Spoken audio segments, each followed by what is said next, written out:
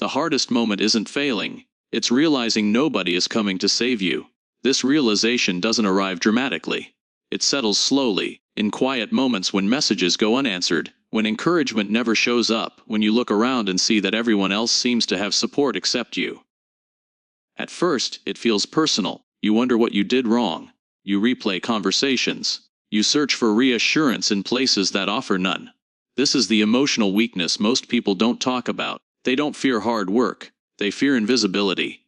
They don't fear struggle. They fear being unseen while struggling. What most people miss is that being doubted is not a setback. It is a psychological initiation. When nobody believes in you, something rare becomes possible. You are forced inward. You stop relying on applause. You begin listening to your own internal dialogue. And that is where real development starts. Rejection creates tension. It exposes dependency. You realize how much of your motivation was built on external approval. How much energy came from being noticed. When that disappears, you feel the absence immediately. Your mind searches for validation the way a body searches for warmth. This is the moment most people collapse. They interpret silence as failure. They assume lack of support means they're on the wrong path. They soften their goals. They retreat. They lower expectations. They tell themselves they were aiming too high. But there is another option. You can treat isolation as training. The psychological realization comes quietly. Lack of belief from others doesn't define your capacity. It reveals it. When there is no audience, you discover who you really are. You see whether your effort depends on recognition or purpose. You find out whether you move because you are watched or because you are committed. Inner isolation strips away performance. There is no one to impress, no one to reassure you, no one to give you momentum. Everything becomes internal. Every decision becomes personal. Every step forward must come from within. This is uncomfortable. Your ego resists it. Your nervous system looks for feedback. But if you stay inside this space long enough, something shifts. You begin building a different kind of strength. Not confidence that comes from praise. Confidence that comes from repetition. You stop explaining your plans. You stop defending your direction. You stop asking whether you're doing enough. You focus on doing what needs to be done. Your mindset changes. Instead of waiting for belief, you build evidence. Instead of seeking encouragement, you create discipline. Instead of asking for permission, you take responsibility. This internal shift is subtle but permanent. You stop seeing yourself as someone who needs to be validated. You start seeing yourself as someone who acts regardless of recognition. That's when independence forms. You begin moving quietly. You don't announce progress. You don't advertise effort. You work when nobody is watching. You improve when nobody is cheering. You fail privately and recover silently. This process reshapes your identity. You become someone who does not require emotional fuel from others. You stop measuring your worth through reactions. You stop waiting for signs that you're on the right path. You learn to trust your own judgment. Being unseen teaches you something powerful. Most people only show support after results appear. Praise is usually retrospective. Encouragement is often delayed. If you wait for belief before acting, you will never move, so you stop waiting. You train your mind to operate without feedback. You build habits that don't depend on motivation. You learn to sit with doubt without letting it slow you down. You allow loneliness without turning it into bitterness. This creates psychological depth. You become harder to discourage, harder to derail, harder to influence emotionally, because you've already faced the absence of support and survived it. Inner isolation gives you perspective. You realize that approval is temporary. Attention fades. People come and go. But the work you put in while nobody cared stays with you. You start valuing quiet progress over loud validation. You begin protecting your energy. You become selective about who you listen to. You no longer need others to see your vision for it to feel real. And slowly, without announcing it, you become someone who moves forward even when unseen. You stop being someone who waits to be believed. You become someone who believes first. The invisible advantage, why being overlooked makes you stronger. When no one expects anything from you, you gain a kind of freedom most people never experience. There is no pressure to perform, no reputation to protect, no image to maintain. You move quietly through your efforts while attention is focused elsewhere. At first, this feels uncomfortable. Being overlooked can feel like being erased. You wonder if your work even matters when nobody seems to notice. But invisibility carries a hidden advantage. Most people chase recognition. They want acknowledgement for every small step forward. They want reassurance that they're progressing. They want to be seen trying. But this need for visibility creates noise. It pulls attention away from growth and toward performance. It makes people rush results and announce effort too early. Being overlooked removes that distraction. This is the unseen social pattern most people miss. Support usually arrives after success, not before it. People rarely invest belief in potential. They respond to evidence. They celebrate outcomes. Very few stand beside you while you're still becoming. Once you understand this, something shifts. You stop resenting the absence of encouragement. You stop interpreting silence as rejection. You realize that this phase of being ignored is not a punishment. It's preparation. Human behavior follows predictable rhythms. When someone is unknown, they are underestimated. When they struggle quietly, they are forgotten. When they begin to succeed, they are suddenly noticed. Most people take this personally. They become bitter about who showed up late. But there is leverage in this pattern. When you are underestimated, expectations are low. When expectations are low, mistakes are forgiven. When mistakes are forgiven, you can experiment freely. You can learn without judgment. You can fail without headlines. You can refine your craft without being watched. This is psychological leverage. You are free to grow without interruption. You don't need to explain your process. You don't need to justify slow progress. You don't need to defend your ambition. You simply work, quietly, consistently, without external pressure shaping your decisions. Most people waste enormous energy trying to prove themselves early. They post progress updates. They announce goals. They seek feedback before they've built foundations. This creates emotional dependence on validation. Their motivation rises and falls based on reactions. But when you're invisible, that option disappears. You either continue alone, or you stop entirely. This forces a choice most people avoid: move forward without witnesses or quit. If you stay, something powerful happens. You begin building strength that doesn't depend on attention. You learn to work without praise. You develop focus because there is nothing else to feed on. Your progress becomes internal. This is where silent preparation begins. You stop broadcasting plans. You stop explaining timelines. You stop seeking confirmation. You put your head down and improve. Every day becomes a private agreement with yourself. No applause. Just consistency. This is how discipline replaces motivation. Resentment fades because you no longer expect support. You accept that belief arrives late. You accept that recognition follows results. You stop emotionally investing in whether people see you. You invest in becoming someone worth seeing. Your mindset shifts from external validation to internal standards. You stop asking who's watching. You start asking whether you showed up. This changes your identity. You become someone who builds power without needing witnesses. Someone who trains in silence. Someone who prepares while others seek attention. Your confidence grows quietly, rooted in effort rather than approval. You also become harder to manipulate. Because nobody has emotional leverage over you. You aren't chasing praise. You aren't avoiding criticism. You are focused on development. Being overlooked teaches patience. It teaches humility. It teaches you to separate ego from progress. And slowly you realize that invisibility is not weakness. It's cover. It gives you time to grow without interference. It allows you to sharpen your skills before the spotlight arrives. It protects you from premature exposure. Most people want recognition too early. They want to be seen before they are ready. But strength built in silence lasts longer than success built on attention. You begin to understand that quiet phases are not empty. They are formative.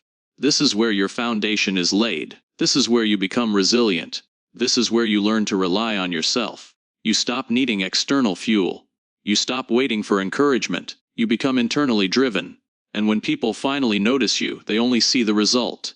They don't see the lonely mornings, the silent nights, the discipline practiced without witnesses. They don't see the emotional independence that formed while nobody cared. But you do. You know what it took. And that knowledge becomes part of who you are. You become someone who doesn't need attention to move forward. You become someone who builds strength while being ignored. You become someone who understands that rising quietly is often the most powerful way to rise. Self-discipline in silence. Growing without external fuel, motivation fades quickly when encouragement disappears. At the beginning of any pursuit, energy often comes from outside. A compliment pushes you forward. A small win excites you. Someone believing in you strengthens your confidence. But when that external fuel vanishes, something uncomfortable happens. The excitement quiets. The urgency weakens. You begin to question whether you should continue at all. This is the internal conflict most people face but rarely admit. Without applause, effort feels heavier. Without recognition, progress feels invisible. Without belief from others, doubt grows louder. This is where discipline separates itself from emotion. Most people depend on emotional reinforcement. They need feedback to maintain momentum. They want signs that they are on the right path. They look for encouragement to sustain effort. But the truth is that external motivation is unstable. It fluctuates, it appears inconsistently, and when it disappears, so does the drive built on it. Silent growth demands something stronger. It demands that you learn to act without emotional reward. This is where psychological maturity begins. You start to detach effort from praise. You no longer need someone to acknowledge your progress for it to feel meaningful. You understand that validation is optional, but discipline is necessary. This realization shifts your relationship with work. Instead of asking, "Who sees this?" you ask, "Did I improve?" Instead of waiting to feel inspired, you create structure. Instead of relying on motivation, you rely on repetition. At first, this feels mechanical, almost empty. There's no emotional high, no immediate payoff, just routine, just consistency. But consistency, practiced long enough, becomes identity. Most people quit during silent phases because they interpret lack of recognition as lack of progress. They equate visibility with value, but growth often happens in private. Foundations are built beneath the surface. Skills are sharpened without applause. The curiosity most people never explore is this: what if discipline itself rewires your nervous system? When you act without emotional reward, you teach your brain that effort is independent of feeling. You reduce the need for external stimulation. You strengthen internal regulation. You become less reactive to praise and less discouraged by silence. This is emotional control at a deeper level. You are no longer working to feel good. You are working because it aligns with who you are becoming. Mental boundaries form here. You stop allowing mood to dictate productivity. You stop allowing doubt to delay action. You stop giving emotions authority over your commitments. This doesn't mean ignoring feelings. It means refusing to let them interrupt your direction. You feel tired, but you continue. You feel uncertain, but you continue. You feel unnoticed, but you continue. Over time, this transforms you. You become internally driven, not because you're constantly inspired, but because you've trained yourself to operate without needing inspiration. There's a quiet confidence that forms when you rely on structure instead of emotion. You don't panic when motivation drops. You don't spiral when encouragement disappears. You don't measure your progress by how supported you feel. You measure it by consistency. This builds resilience. You start trusting your own habits more than your feelings. You trust your routine more than your moods. You become stable in a way that doesn't depend on environment. This is where true independence begins. You no longer need emotional fuel from others. You no longer need reminders of your potential. You no longer seek constant reassurance. Your effort becomes self-sustaining. This changes your identity. You stop seeing yourself as someone who needs to be pushed. You see yourself as someone who moves, even when it's quiet, even when it's lonely, even when nobody is watching. Silent discipline reshapes how you see obstacles. Instead of emotional setbacks, they become data. Instead of personal rejection, they become information. You detach your self-worth from external feedback. This reduces volatility. Your highs become steady. Your lows become manageable. You stop overreacting to small failures. You stop celebrating small wins excessively. You remain centered, and in that center, growth accelerates, because consistency compounds quietly. While others wait for motivation, you are building capacity. While others seek applause, you are strengthening structure. While others depend on belief, you are building evidence. This is what growing without external fuel creates. You become someone who does not need encouragement to continue. You become someone who does not require visibility to improve. You become someone who can operate in silence without losing direction. And that is a form of strength most people never develop. Quiet authority. Who you become when you stop waiting. Imagine becoming powerful without needing permission. Not loud power. Not attention-seeking confidence, a quieter kind. The kind that comes from knowing you can stand on your own even when nobody is watching. This is what the future version of you looks like once you stop waiting for belief, support, or timing to feel perfect. Most people live in delay. They delay action until someone encourages them. They delay commitment until conditions improve. They delay becoming who they want to be until they feel ready. But readiness is rarely emotional, it's structural. Quiet authority begins the moment you stop organizing your life around external signals. You stop checking whether people approve. You stop measuring progress by recognition. You stop letting silence mean failure. Instead, you begin moving from internal alignment. This shift is subtle. You won't wake up one morning feeling transformed. It shows up in small behaviors. You speak less. You explain yourself less. You make decisions faster. You recover from setbacks quicker. You don't announce plans. You execute quietly. You stop waiting to be seen. And that changes everything. Most people are emotionally positioned outward. Their attention is always on reactions, responses, and outcomes. They monitor who supports them. They replay conversations. They wonder how they are perceived. Their nervous system stays activated because they are constantly scanning for feedback.